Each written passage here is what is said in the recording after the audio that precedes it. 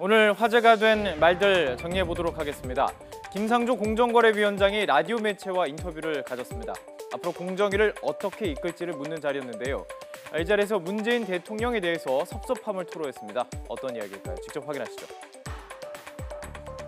제가 사실은 좀 섭섭함을 느끼는 부분이 있다면 국회보다는 오히려 대통령한테 섭섭함을 느끼고 있어요. 왜요?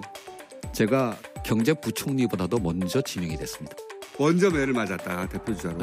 그렇죠. 그러니까 제가 국무총리 다음에 지명된 장관 후보자였습니다. 이런 거죠. 김상조 정도면 청문회 가서 맞을 게 없다. 대표주자로 가서 대표로 매를 맞대 김상조 위원장 정도면 쉽게 통과하겠지 하면서 대표 선수로 내보낸 거죠. 검증 과정에서 사실은 몇 가지가 제가 인정한 것도 있었고요. 사실은. 그런데 이제 대통령께서는 새 정부의 개혁의 상징으로서 아마 공정거래위원장으로 저를 이제 지명하신 것 같은데. 왜 섭섭하십니까, 그게? 근데 그러다 보니까 집중 포화를 받게 된 것이죠.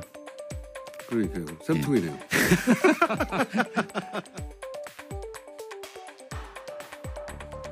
네, 인사청문회에서 집중 포화를 받았던 김상조 위원장의 하소연 들어봤습니다. 자, 다음은 공관병 갑질 문제와 관련한 발언 들어보도록 하겠습니다. 박찬주 대장의 아내가 군 검찰의 조사를 받고 나오는 과정에서 기자들에게 질문을 받았는데요. 이 냉장고가 9개나 되는 부분 물었습니다. 상식적으로 냉장고를 이렇게 많이 갖고 있다는 것이 이해가 가지 않을 텐데요. 어제 라디오 인터뷰에서 이 부분에 대한 전문가의 의견도 있었습니다. 공간 옮길 때마다 냉장고 챙겨가셨다는 의혹 제기됐는데 사실 인정하세요? 다 제 냉장고입니다. 냉장고는 몇 대, 세탁기는 몇 대라는 정수라는 개념이 있거든요.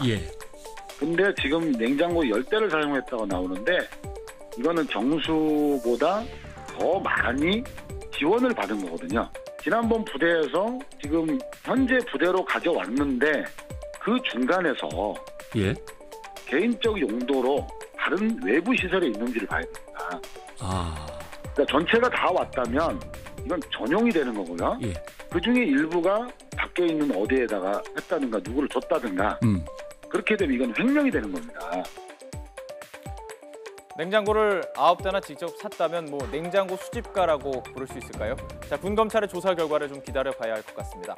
다음은 정치권으로 시선을 옮겨보겠습니다. 더불어민주당과 자유한국당의 맞대결이 팽팽하게 전개되고 있습니다. 적폐를 청산하겠다는 민주당과 이것은 개혁이 아닌 개악이라면서 한국당이 맞서고 있는데요. 추미애 민주당 대표는 자유한국당이 개악 저지가 아니라 개혁 저지를 하려는 것이다. 이렇게 솔직하게 밝혀라라고 촉구했습니다. 자유한국당이 국정원 적폐 청산 TF 활동에 이어 어깃장을 놓기 시작했습니다. 드러나는 사안마다 전 정권이 감춰놓았던 어두운 치부와 추악한 진실이 드러나고 있기 때문일 것입니다. 심지어 국정원 계약 저지 TF를 구성했다는 어이없는 소식에 경악을 금할 수가 없습니다. 국정원 개혁을 가로막겠다는 속내를 노골적으로 드러낸 것입니다. 자유한국당은 국정원 계약 저지가 아니라 개혁 저지라고 솔직히 말해야 할 것입니다.